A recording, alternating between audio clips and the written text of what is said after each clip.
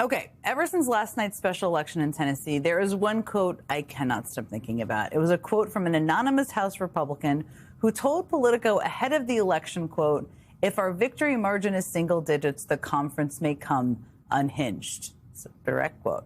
Well, the results are in from last night's special election. With nearly all of the vote counted, Democrat Afton Bain lost the race with a narrow single-digit margin in a district that Trump won by more than 20 points.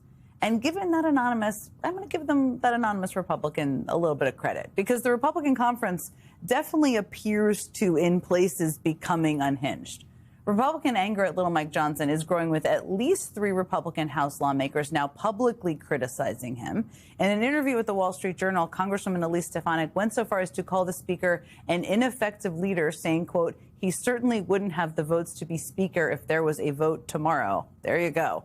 Joining me now to talk about all of this is Faiz Shakir, who is the senior advisor to Bernie Sanders and the director of the group More Perfect Union, and Brendan Buck, former senior advisor to House Speakers John Boehner and Paul Ryan. I'm sure you're going to see the election results differently, and that's okay. That's why we're all here.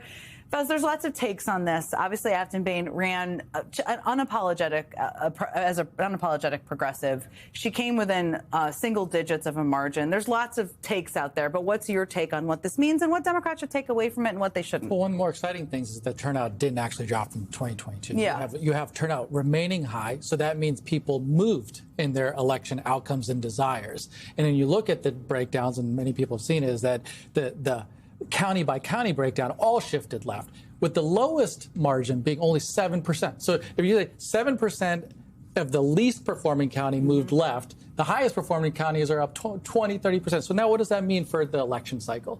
So if you're in a Republican plus 5, 6, 7, 8, 9, 10, you're all in jeopardy.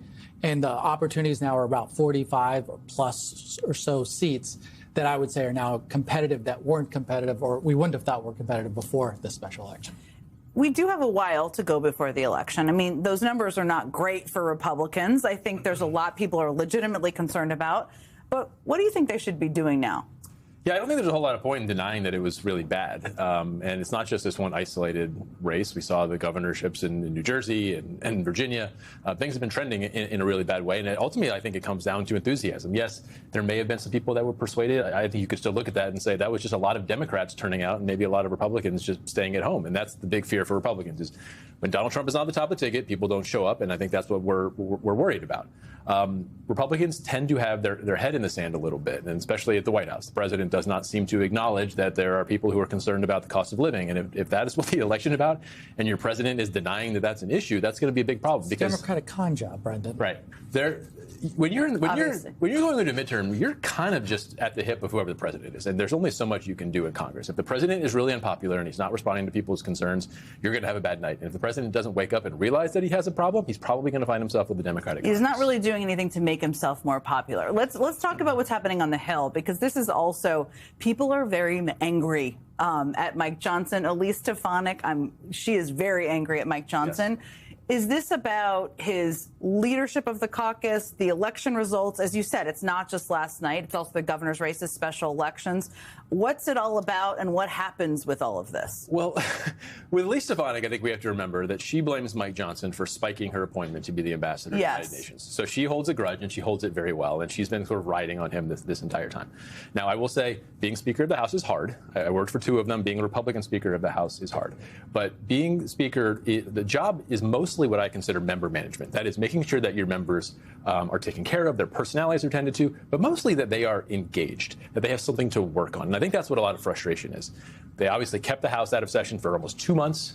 They passed the one big, beautiful bill back in July and haven't done a whole lot since. So I think you have a lot of members who are kind of fed up. We have the majority, we have the trifecta, we should be doing lots of things, and there's just not a lot going on in the House. So they're getting restless, and they're looking for.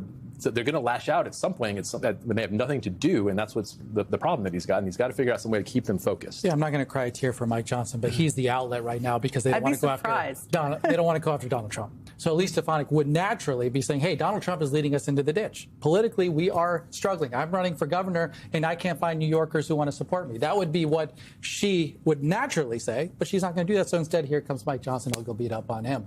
The problem, of course, is you got led by a party that says, I don't even acknowledge that the affordability thing is a real crisis. And so to my mind, it's amazing to watch, the Republican Party in this moment, because you're kind of completely out of touch with housing costs going up, electricity costs going up, healthcare about to spike, as we know, in places that are very red. Wyoming is going to see one of the highest ACA affordability spikes here.